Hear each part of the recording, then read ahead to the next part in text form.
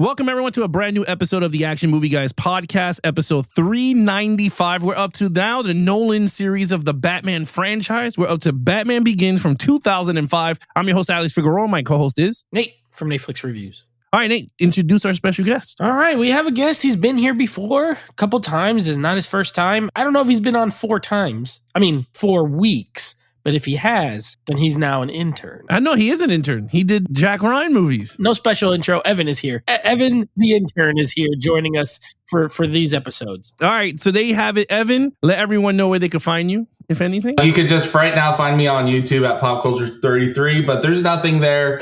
I'm got a new job that could actually give me more freedom to maybe start making stuff again. So I'm excited about that. All right, so there you have it. That's where you can find Evan. But let's get right into this Nolan franchise, right? Let's start it off with Batman Begins. So box office wise, this is not as good that you think it would be for a start of a Batman franchise. So the movie was budgeted at 150 million. Worldwide, it only grossed 375 million. While it did double, it didn't do as well as any other Batman movies first, like other movies, like Batman 1989, if you want to compare it to that one, or any other ones. So I don't know what the audience was in this point, like why it didn't gross like 500 mil to 600. I know why. This is coming off of Batman and Robin. So this is the first time. Well, Nolan is not a name yet, right? Like he did Memento, he did Insomnia. Other than that, no one knows him. Christian Bale, not a name yet. Nobody really knew him. So you had some questions, and you're also coming off the worst Batman movie, which we covered here on the Action Movie Guys podcast.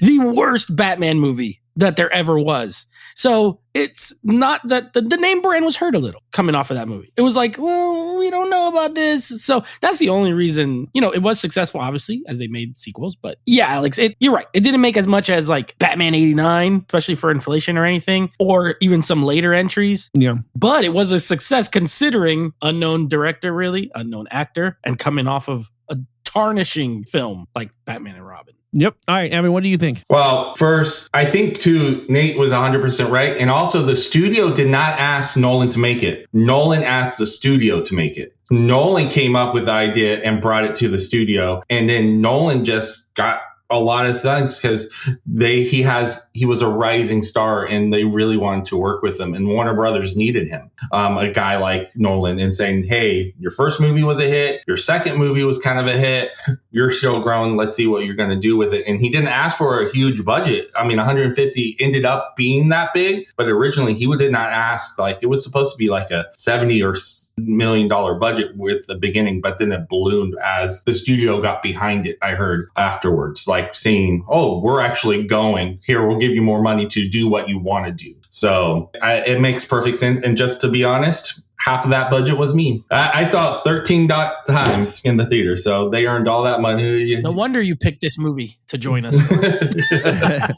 All right, so with that said, all right, let's see what the critics and audience have to say about the film. They're very high, Alex. I know it's not going to be very surprising, but both of these scores are very high. 85% critic score. So critics ate it up. Batman Begins, great new Batman movie. Audiences even higher, 94%. So this is a well-regarded, well-received Batman film. Again, a reboot of the Batman movies. And yeah, critically, it's very well liked. All right. Well, I'm not shocked with that. I know Evan is not shocked by that. Evan gave it 13 reviews. That's why it's got a 94%. All right. So with that said, let's start it off with lead characters. Now you got 2 here. You got Christian Bale as Batman / Bruce Wayne, Michael Caine as Alfred Pennyworth, and then you got Rachel Dawes, Katie Holmes. So with that said, Evan, you kick it off. I'm a big Christian Bale fan. So I've been a fan since Swing Kids and Newsies, and I followed his career even in Europe, watching all of and got his import. So I've been a Christian Bale fan, so I was very excited to see him, and I thought he was perfect. And then I thought we got a great story arc of Batman and Bruce Wayne. We didn't just get the typical,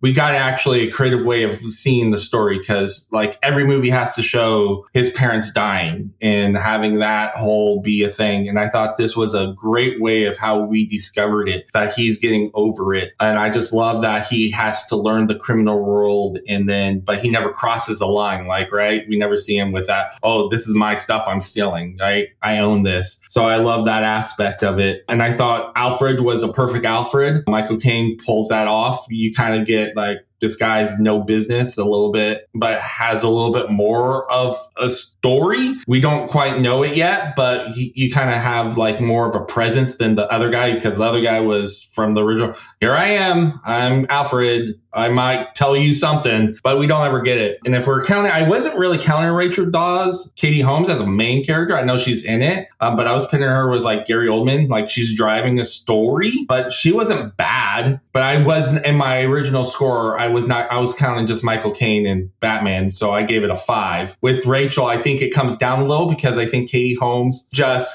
not come to the rise of caliber of the acting of it. So, but if we just do Michael Caine and Batman, Bruce Wayne, it's a perfect 5 for me. I don't know what else I could ask for a beginning. All right. Yeah, Nate. Yeah, I agree with pretty much everything Evan just said. We'll start with Michael Caine as Alfred. To this point, the best Alfred. There's going to be 2 more Alfreds in films after this. Michael Gove, whatever his name was, he didn't do anything in those original Batman. He's just old and he's there and he like gets some tea and he like says, "Sir, the Batmobile is ready to go." Or, stuff like that. He doesn't really do much. This one, I love seeing the scenes with him, with Bruce when he's younger, after his parents die. You could tell he's like the butler. He's a friend, right? He's a father figure almost for him as well. So, I think Michael Caine's a great actor. So I love Alfred. Christian Bale. Oh, well, we're not really scoring the acting anyway, even though I think he's a tremendous actor. But just the character, this is a great version of Batman. Yeah, it's more grounded. It's a little less comic booky than previous iteration. A little more like, what if Batman was in real life sort of scenario, right? Yeah, I think Nolan, one thing that him and I think his brother was one of the writers on this, and David Goyer, usually terrible, but I think Nolan made him do good. One thing they did well was, like Evan said, visit that how Batman became Batman. I think they did a good job with that, right? Like, yes, they show his parents die, but they show some other stuff from when he's a kid. And I like the way it's told. It's like in different timelines, right? So like you're in present time, flashback, present time, flashback. It builds out the character very well. You know exactly why he wants to become Batman. And then once he does, Bruce Wayne is one of the greatest characters, I think, in literature, right? It's comic books, but it's literature. And I think you have to screw up to make Bruce Wayne not interesting. So I think it's one of the all-time great characters in books, in comics, in movies, in TV. I gave him a 5. All right, so here we go. Lead character, right? Batman / Bruce Wayne. All right, we're going to start off with Alfred. For me, I'm not a big fan. See, I guess I'm so used to I'll go with this. Because there was 2 iterations of Alfred before we got, there's other ones, but we never got to see him because they were never filmed. So you got the 1966 Alfred, right? Then you have the Batman from the 90s, which played all 4 films. And I agree with Nate. He didn't do nothing. All he did was just serve, and then get sick. Get sick and then tell all the women that Bruce meets that he's Batman for some reason. So I was just like, okay, great. Michael Caine's Alfred, I was okay. I don't think, to me, he's not my favorite Alfred. I think he was good as Alfred. My only problems is like in the flashback scenes, Bruce Wayne is a kid and he looks the same as he does in the older, which I was like, this damn makes no sense in timeline. I was like, how old is this guy? I was like, is he in his 60s when Bruce is like 10 or 12? And then when he's in his 30s, I don't know what age. He's supposed to be, he's in his 20s when he gets older in this movie. Yeah, so then he got to be in his 70s or 80s at that time. Which he looks the same. Yeah, he looked old forever. Yeah, he looked pretty much old forever. Like they didn't give him another person playing him young, then Alfred, older, because Michael Caine just looked the same. I was just like, okay. Michael Caine's looked the same for a long time, though, in real life. No, I get it. But I'm just saying in terms of the Batman, he just looks old, too. I was just like, geez. But anyway, Katie Holmes, I was okay with it. She reminded me of the girl from Vicky Vale's character from Batman. They just threw a love interest just to throw in. Okay, Batman Bruce Wayne as Christian Bale. I'm going to be honest with you. I think he's the perfect Bruce Wayne. Don't like him as Batman. Even watching him here, I was like, as a begins, I was like, he's really good. Like, really, I was like, he's really good. Like, I was even intrigued in the movie again. I was like, wow. I was like, I love him building his stuff because we never got to see that. Him building his suits, him getting the car, him spray painting stuff. He's building the Batarangs. He builds the Batcave. You don't get to see that in none of the movies. Him doing all that. So I was like, you know what? Nolan did something that we never got to see is him build and become this icon. Christian Bale nailed it out the park, especially trying to portray the billionaire and become this symbol of Gotham, this hope symbol, whereas he's falling flat throughout the movie because he's like trying to get the vengeance and then he kind of figures it out towards the end how to become both when Ra's destroys the mansion. Like he's just like, wait a minute. He's like, you know what? We're going to rebuild this thing and, do it right. So Christian Bale, I'm going to give him a 5. I think he was a perfect, whereas Michael Keaton to me was a better looking Batman. He looked like Batman. You go, wow. He did not do the justice to Bruce Wayne. And again, that's due to script. The script for Bruce Wayne and Batman and that Batman and Batman Returns to me did not work well. Whereas Christian Bale has a good story, good script that flushed both. So to me, you got to see it. And my favorite scene as him as Bruce Wayne is when he's at the hotel and the girl's taking the skinny dipping in the little pool. Yeah. Then he goes in and he's trying to play. They kept their clothes on. Yeah. He says, I'm buying this hotel. We're going to have some new rules. But and then you got the check out in his pocket. And then you got the cockiness comes out right at the end of the movie where that guy supposedly was supposed to take care of his enterprise. Oh, Rutger Hauer. Yeah. And then he's in his Rolls Royce with Alfred driving him. And he's like, Bruce Wayne. And he's just like, what is this? Like, take over. He goes, oh, I brought all the shares and now I'm the whatever. And he goes, yeah, he's the owner again. And I was like, you know what? I kind of like that. Like the cockiness came back Freeman out. hit him with that. Didn't you get the memo?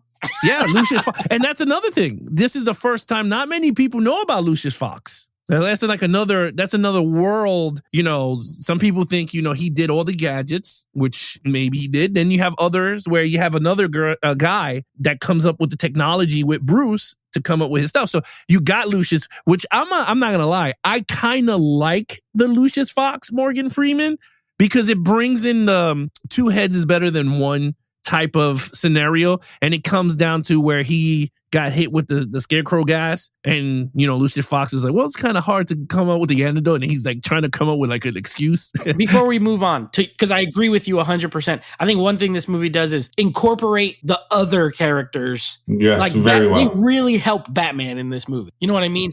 Alfred helps him. Lucius helps him. Gordon helps him. Even Rachel helps him. Whereas in the other ones, it's pretty much Batman doing everything, right? You get stupid Robin in the in the other one, but like it's still mostly Batman. So I agree with you, Alex. Like I like that they have these others who assist a lot, and he goes to them. He's like, "Hey, I need your help with X, Y, and Z," and they do it. I thought that was a good touch. And the relationship between him and Gordon, I think this is the best of them bonding, like developing together. They never even used Gordon in the other movie, like not properly. No. I was going, and you actually got a good actor for Gordon. Like, what has the other Gordon ever played? Like, I don't remember him in many other movies except for, hey, there's this guy that kind of looks like the cartoon Gordon, like, or whatever.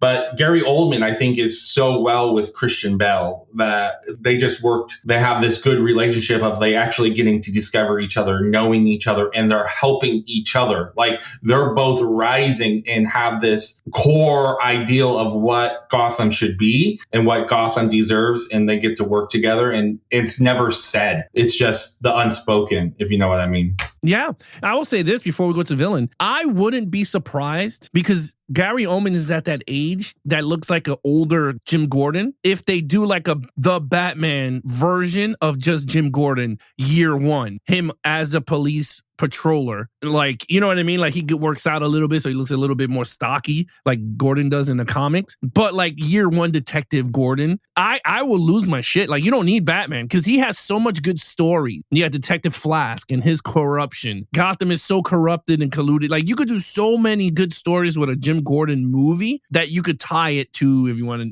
I mean, no, because it's Jeffrey Wright, who's also a great actor. Yeah, but you could tie it even if you want to and play crazy. You could literally tie it to the Batman Nolans, like how, you know what I mean? Like in that world, if you want, you could bring back Cillian Murphy as Jonathan Crane as a younger version of him going through med school. Anything with Gary Oldman in it, I'm in. I don't care. I love it. All right. So with that said, so we got 5 across the boards here. Okay. Main villain is Jonathan Crane by Cillian Murphy. I hope I said his name right. Cillian Murphy, Oscar Award winner now. Oh. Cillian Murphy as Jonathan Crane. Liam Neeson as Ra's al Ghul. Really, the ultimate. I mean, the puppet master. Okay, I guess I'm going first because I just started talking. So we got okay. This is a classic Batman scenario in that we got a bunch of bad guys in this movie. So I will say they're all played by tremendous actors. You got Tom Wilkinson as Carmine Falcone. It's great. I love Tom Wilkinson in everything. I just love that part where he's like, they begged like a dog. And then he leaves. I love that part. He's like, Doc, the walls are closing in on me. I can't take it anymore. And he's like trying to pretend like he's crazy. Love it. Okay, so he's like a sub villain though. He's not the main villain, but he matters. Like what he does affects. Cillian Murphy, Scarecrow. I love the actor. It was cool that they used Scarecrow. Honestly, not my favorite. I think he's good. I think he's good in the role. I don't think he matters. He's more of a pawn, right? Like, yeah, he's working with Falcone, but he's really working as Ra's al Ghul's sort of person in Gotham. He's like putting all the drugs in the water and stuff like that. He puts on the mask. He looks cool. He's a little small, Cillian Murphy. I always think of Scarecrow as sort of like tall and lanky. Skinny. Yeah, that's how he's always portrayed. So not the greatest version, but not bad. I don't think he's bad. And then Ra's al Ghul, I love Liam Neeson in this movie. I love that they got him to play a villain because he's always a good guy. Liam Neeson's always a good guy. So to see him be the guy who trained Bruce Wayne, pretending he was some other guy, like Ducard or whatever his name was, and really he's Ra's al Ghul the whole time. I love the whole idea of they have to destroy Gotham because it's whatever. It's like become too decadent, too whatever. All that said, I gave the villain element a 4 only because it's split. And, for me, I love when there's like a central, especially in a comic book movie, a central main bad guy who's awesome and charismatic and evil. Whereas here it's kind of shared because Liam Neeson's in the beginning and he doesn't come back till the very end of the movie, till the third act. And then Jonathan Crane, he's like in the middle, but he's sort of just doing background stuff. And Falcone's cool. They're all good, but I don't think any of them are like incredible. Although any of them could have been if they focused on just them. So because it's shared, I gave it a 4. All right, Evan? I agree with a lot of what Nate said. I do like this Scarecrow a lot. They didn't make him a Riddler or a Joker because if you watch the Scarecrow sometimes in other variations, he's very in between those two. So this was like actually kind of like when you first watch it, you're kind of going, this guy's kind of scary. And he kind of, what does he do? And just the fact that he takes supposedly his boss, right? You think in the thing that he's working with and just gives him the gas and makes him go crazy. You're like, oh, this Scarecrow will do anything to anyone. Don't mess with him. But my issue is a lot with what Nate was saying is that we have kind of like 3 characters that are these villains that are driving it, and we never get enough of one. None of them ever becomes this driving force that we could, right when we get behind the Scarecrow, he gets he's going to pull off and we get back Liam Neeson again as Ra's al Ghul. We never get a full like villain the whole time. And for that, because we never get enough and it's split and it's just never, I think, realized for each one. Like I gave it a 3. I was kind of a little bit harsher because of that, because I wanted more of each. I wanted more of all of it because they were all great, but we never get that. It's just too split for me. Great. It's funny. It's weird because like when you do these type of movies, it's always the 5s, the 4s. When you talk to someone that's like really hardcore, like when we sat through a lot of guests, it's always 5 and 4, or you go the Scott route and go 1,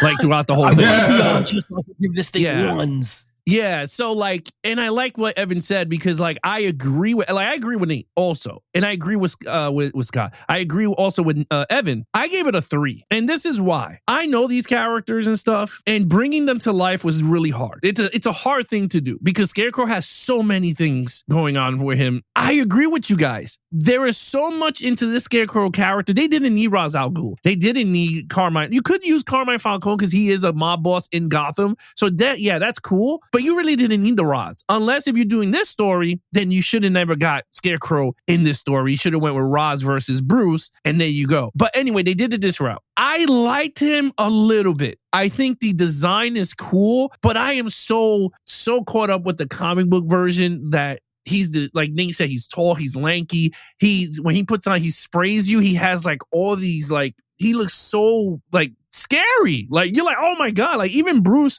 like I wanted to see more of Bruce's torment, not bats. Like it looks like he was afraid of bats, but it's like that's not what he was afraid of most of the time. He was afraid of his parents' death. That's what he kept visioning is his parents dying. That's like his main center hub of why Batman is Batman. So for me, I'm just like, holy hell, like they didn't utilize that. Like him going, like when he gets sprayed the first time, right? And he's like, and then you see bats coming out of his mouth, which is kind of eerie. And I was like, oh, I thought when he was going to fall into the alleyway, I thought Nolan was going to recreate the death scene of his parents coming back. Like his getting scared, like that is another turning point, like him freaking out. But they didn't go that down. And I was like, I wanted to see that come to life. But I did like it. I thought it was pretty cool. And then, Jonathan Crane in the comics does get hit with concentrated gas. And then he just becomes the alter, which he did because he sprays him. He goes, that was taste of your own medicine, doctor. And he went, and he's like, ah! And then, which is a really cool scene. I'm not going to lie. Yeah. When he looked all black, he was like, straight away. I thought that was funny. Ra's al Ghul, I will say is Liam Neeson, great actor. I wanted someone else though as Ra's al Ghul. Someone with with martial arts training. I felt like, again, throughout the movies of Batman, we never got to see martial arts utilized because he's a martial artist. So like throughout all these Nolan movies, he's more of a brawler type character. This movie, I will say he is more martial arts because he does kick and does a lot of stuff. But I feel like I like this version. This is my best version of Batman of the Nolan. I think he honed it very well here in these movies. With that said, I gave the villains a 3. I thought Liam Neeson was great though. He was a really great Ra's al Ghul. And I'm still kind of surprised they didn't use the Lazarus pit in these movies. They didn't go supernatural at all. They went pure, death. like realistic. Yeah. So I thought it worked. So 3. All right. Action scenes. Evan. Well, to touch on what you were building off was that if you follow these characters, I'm not like a hugest comic person. I've watched Batman and all that stuff through the movies and TV shows. But I do know like Ra's al Ghul is this trainer, right? And we have a whole bunch of this training scene, kind of like, we get some martial arts. He's learning all the way of combat. And then here's going to be my issue with the action. I think the action is perfect for the movie for its time to reintroduce Batman because he's taken away from the campy, he's taken into realistic, and he's giving you a good overall movie. But if we just look at the action, I'm a little disappointed. I think, we don't see a Ra's al Ghul big showdown. We don't see a Scarecrow big showdown. I mean, just a shot in the face, boom, Rachel Dawes just shoots Scarecrow, and that's the end of Scarecrow. And then, we do get a great line, but like really kind of a cop-out line. I'm not killing you, but I'm not going to save you. Like, is that not killing you? I mean, anyone in the court of law would have said, no, you killed them. If you had a chance to save someone and you chose not to, and you let them die, you are responsible for that life. But whatever Batman wants to tell himself. But we just really never get it's really cool. Like when you watch the movie, I'm never asking, I want more action. But if I'm dissecting it as a person on an action podcast, there's definitely things lacking, right? I wanted a bigger Ra's al Ghul showdown. Why didn't we somehow pull out the swords and go, hey, let's finish this what we started on the ice? Or something like, Meteor. I gave it a 4. So, and there's the reason why. I wanted to give it a 3 truly because the action's not as robust, but it's good enough where when I'm truly watching the film, I'm not asking for more, if that makes sense. So I went with a 4. We're on the same page here because I also gave it a 4. This is one of those movies, we have 2 possibilities a lot of times when we're doing these action movies. There's the classic quality and quantity, right? And quantity wise, I agree with you. There's not like a ton. This is a story-driven, character-driven movie with action in it. However, the quality of said action is very good. It's very well shot. It is, the training scenes up in the mountain are a lot of fun. Like you said, when they're training on the ice and they're fighting, and he's like, it's your dad's fault that they died. It's like, oof. Like that's a good line. And you could see Bruce getting, kind of more angry and getting a little bit distracted. It makes him lose the fight and all that kind of stuff. But a fun fight. I agree. There's not the big showdown, which Batman, especially a lot of his villains, like I wouldn't buy it if he was fighting Scarecrow one-on-one. You know what I mean? Like, I don't think Scarecrow would stand a chance. However, Ra's al Ghul is a character who he could fight one-on-one, and it works. So, like, it's on the train, it's fine. But the destruction level in that, I forgot how much stuff blows up at the end of this movie. I'll be honest. I don't rewatch these, even though I like them. I don't rewatch them that often. I forgot that they blow up so much stuff in that train scene. So that's action, baby. We got explosions and the train going through the thing and blowing up everywhere. Love it. And then other than that, I do like the Tumbler scene, the Batmobile scene. I thought it was well done. It was kind of cool. The little stealth mode scene, it's pretty cool. Yeah, it's not perfect. It's not a 5 for me. I agree, Evan. I also gave it a 4. All right, so we got what, 4? 4 and 4. Evan gave it a 4. 4. I gave it a 3. I thought it was good, and this is why. To me, this is why. One thing Nolan is not good at when it comes to these Batman movies is action. He's a great storyteller, great visionary, great camera work. He does. I mean, again, I never take none of that away from the guy. When it comes to something with Batman fighting, he is not good. The Batman scenes here, some of them are really good that he's widening them out. But then when they're fighting, like, and this is a perfect example, in the shipyard, when he's in the middle of like 8 dudes, I don't know what the hell happened. All you hear was, and I'm like, what? Like, what did he do? Like, did he just judo chop everybody and they just falling down? Because I'm like, this is one of the worst cuts in the movie. Like, and I'm going to be honest with you. Like, I was like, this is, and again, it was built up very well. He's flying through. He's playing the tactics of fear with the guys. And I'm like, this is awesome. The intimidation factor. He lands in the middle. I don't know what the hell happened. I was just like, okay, I assume he did bite them all. I was like, cool. But I didn't like the way that looked. The Tumbler, I never was a fan of the Tumbler. Like, I own the statue here and like, I'm looking at it and I'm like, I was never a fan of that vehicle. So those driving scenes to me is like, I was like, like, you're not selling me on this. A big ass tank going through a whole, like, Chicago, because that's where the movie was filmed at. I understand why they used it to make it look different from the normal skinny long car. I was never a fan of it. So I was like, when I saw it, I was like, oh, okay, cool. But you're telling me that big ass truck could drive on top of churches to get to a Brit, like, onto a highway?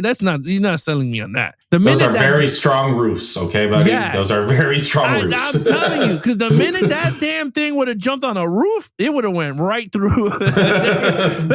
You're not selling me with that. But again, I understand the world they're building. I understand the Batman world. And I was like, okay, that's cool. It's a cool vehicle, but I was just never a fan of it. I was just like, oh man, like, and it's cool when he goes into the cave, when he uses the jet and then it goes right through the water. And I was like, with a tank, yes, that could work. With that skinny car, will not work. It would just go all over the place. I was like, oh, or it could be like the bus from Speed and just fly for no reason.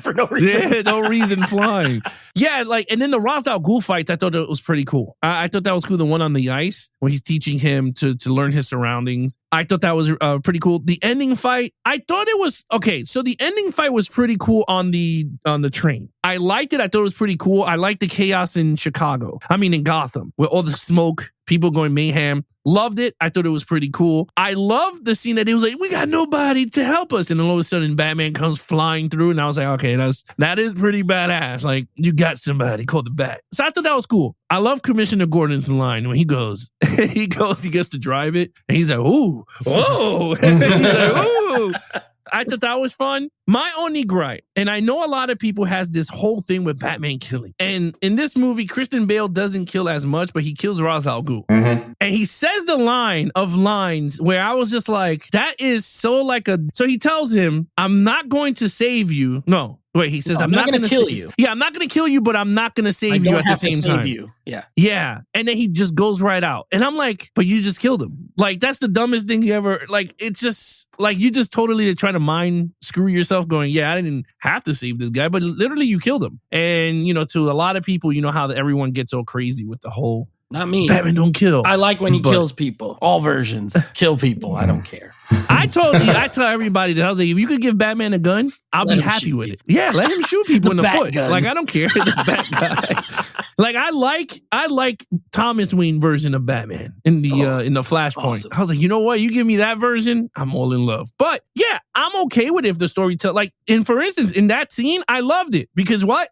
then he knows if he doesn't kill him, Ra's al Ghul's coming back to destroy Gotham. He so said he's like, it. I'm not going to stop. If you give me mercy, I'm going to come back again and we're going to do it again. And he's like, never mind. Bye-bye. Yeah, he was like, you know what? Then I'm not going to save you. I'm not going to kill you, but I'm not going to save you. Peace. And then he left with that cool scene when everything blurs. Yeah, I thought that was pretty cool. But yeah, other than that, I gave it a 3. I don't think it was like great. I thought it was good. I thought it was good for the first movie. But yeah, 3, 4, 4. All right, storyline. Okay, 5. I think that's the best. You said it, and I mentioned it, but you also said it, Alex. Like Nolan's strength as a filmmaker is the storytelling aspect, right? And I think this is a great story. If you're gonna reboot a franchise, this is literally how you do it. You include the origin stuff without spending the entire movie on an origin stuff. They show you how he becomes Batman in a way that it feels like they didn't skip out on anything. I didn't feel like they needed more stuff. Like you said, Alex, like building the stuff, right? Putting together the Batcave, getting all the stuff from Lucius. He's like, what's this suits? Like, what can it do? Like, spray painting it, ordering the stuff from China. That was cool. Yeah. And they even show the part where like it breaks and he's like, we need 10,000 more new ones. These are no good. Like even stuff like that. Love it. Then you also get stuff when he's a kid. They get flashbacks. They show him and Rachel. They have this relationship. They do a lot. They do a lot in this movie efficiently. It does not feel long to me. It's 2 hours and 20, goes right by in my opinion. Like I'm never like, oh my God, this movie's so long. I never feel that way about Begins. I think it moves quick. It gives you everything you need. It has the crime element. Like I like the Falcone stuff. I like Batman's relationship with Alfred. I love it. I think the storyline, I don't have any issues with it. I gave it a 5. There you go. Evan, what you got? I gave it a 5. The only thing I might add is that how well the small characters were written, right? Gordon's partner. To anyone who has a line in this movie, they played a role to push the story forward in some way, either by making a character development issue or just an overall story. Like Rachel Dawes' boss, right?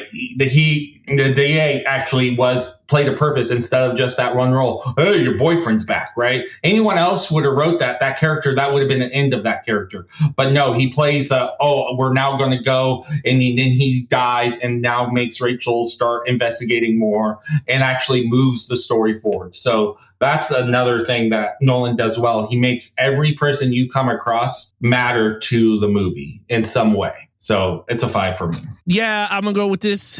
I'm on the 5 train. I'm giving it a 5. And I agree with everything you guys said. And what I would add is, Evan, you're so right. Because even the board on the Wayne, like that one guy, all he had was like a few lines, right? He picked on Lucius. Lucius picked on him back. He took care of whatever. And then the scene that Bruce Wayne is acting drunk, he goes, you freeloaders, get out. And even the guy on the board was like, the apple don't fall hard from the tree. Like his dad did the same thing. Like he had that one line. No, it was the opposite. Said the apple has fallen far from the tree. Yeah, like your dad was a good guy and you're a little douche. Yeah, you're a brat. Yeah. Yeah. So like even that, like he's part of the board. So like you're right. You're absolutely like everything was essential to everything. Even the commissioner of the police, like he told Gordon, like the black guy. He yelled at him. Yeah, the black guy. Yeah, he yelled at him off. Like we have no vigilantes running around Gotham, blah blah blah. And I was like, damn, like everyone yells at Gordon all the time. So yeah, you're right. I thought that worked well. Again, Nolan is a mastermind of storytelling. His brother was not added as a writer in this one. His brother gets added in part 2, Dark Knight, where that one grossed $1 billion. So yeah, I agree. Story-wise, I think it's the best origin Batman. Now, if you want to be one of those and compare the Matt Reeves as an origin to it, you could, because that is year 2. So that one is a kind of similar. It's early on in the world. So if you really want to compare both Begins and that one, I'll let you do it. But to me, they're both even slate. Like I can't say the Batman is the best one. Like to me, it's even. Like, I mean, because that one does have Bruce building his stuff. You don't get to see it as how it is in Begins, but it's different world building. So I kind of like both. So anyway, 5 across the board there. Overall, I'm giving it a 5. And And I'm going to include everything behind the scenes on how this movie was made in this too. The fact that Christopher Nolan fights to get Christian Bale in this role. Christian Bale is a nobody. If you look at everyone else in this movie, everyone else has a name in America except for Christian Bale. Maybe a little because American Psycho, but really not a family friendly, let's take our kid. But that wasn't even known to the popularity. And the fact that Christian Bale goes from The Machinist, where he loses and goes down to an unbelievable 110 to 100 pounds, and then bulks up so much where he has to lose weight again because the suit doesn't fit him. He literally bulks up. That's why you see him in the training. His muscles are huge. And then they say, hey, dude, when we're about to put the suit on you, you need to lose some muscle because it doesn't fit and we don't have time to remake it. And so he has to lose it again. That's a mistake. They bulked him down. They bulked him down.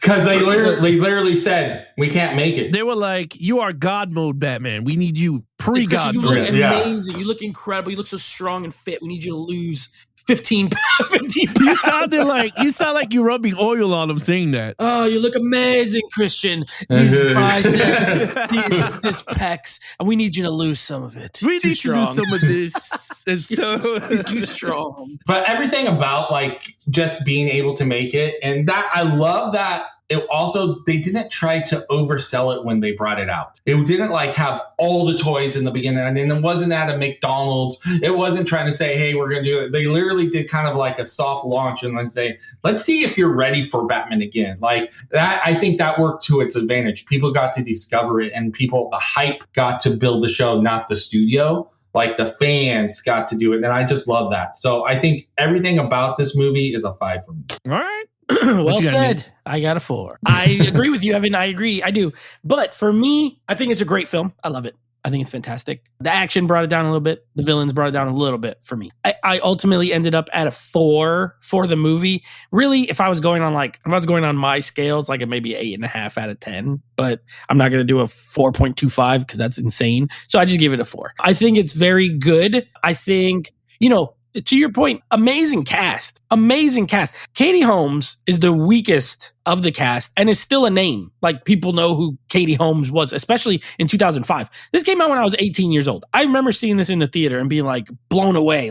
18-year-old Nate would have gave this a 5 out of 5. But, over time, I still think it's a fantastic movie. It holds up extremely well. There's nothing in it that really dates it overly. You know what I mean? So that's good. But Morgan Freeman, Michael Caine, Rutger Hauer, Mark Boone Jr., Gary Oldman, a crazy cast. The score in this movie is awesome. I love the music. It is fantastic. So great score, great production, just a great film, but a 4 out of 5 for me. Yeah, I agree with everything you guys said. I gave it a 4. I don't think it's a perfect.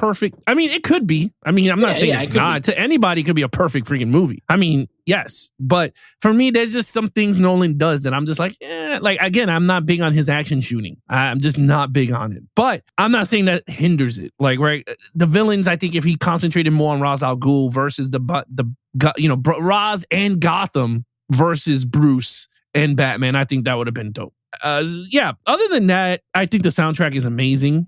This is the first movie I think doesn't have the Danny Elfman score as Batman. So I thought that was pretty cool. So he got his own stuff. Oh, and then we didn't even talk about the comic accurate. He shot that comic accurate of the bat beacon where he hits the siren or whatever it's called, the sonar. The little Batman sonar thing for the bats. The frequency. Yeah. That is from Year One Batman, I believe, the comic book. And it's set up the same way. He's stuck in this one area and the SWAT team is coming up the stairs. And the only way he could get out is by hitting that, and all the bats came through and then he goes through.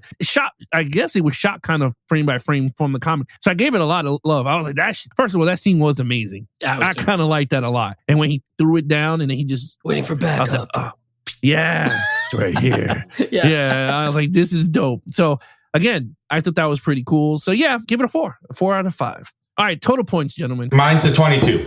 All right. I also have a 22. I got a 20 because of my villains and the action. I gave it a 3s across the board. Well, hey, 3 movies over 20. I mean, 3 scores over 20 or more. That's pretty good, though. Pretty good start. Yeah, it is. All right, Nate, what's coming up next on the podcast? Okay, so next episode we are wrapping up, believe it or not, flew right by. Sword and Sandals month. It's over. No more oily men in shoes with no toes. We are now going, no more, this movie coming up, many butt cheeks. We're going to be wrapping up with Troy, and we're doing the director's cut of Troy. So we're going to be covering that. Evan will be back for that show. And then, of course, I mean, you want to talk about I can't believe we've done 390 whatever episodes to get to this movie. This is it was a moment in time. Like, let's be honest, in 2008, we're going to be doing The Dark Knight, the next in the Batman franchise. So yes, we will be covering that on our next 2 episodes. All right. Thank you, Evan, for sitting down with us for this Batman episode. Thank you. All right, guys. If you guys want to follow us in our social media accounts, please follow Nate over on Instagram at Netflix Reviews. Check out the podcast with him and his friends called Netflix Movie Reviews. Anything AMG Podcast, you can follow us on youtube.com/Action Movie Guys. Subscribe,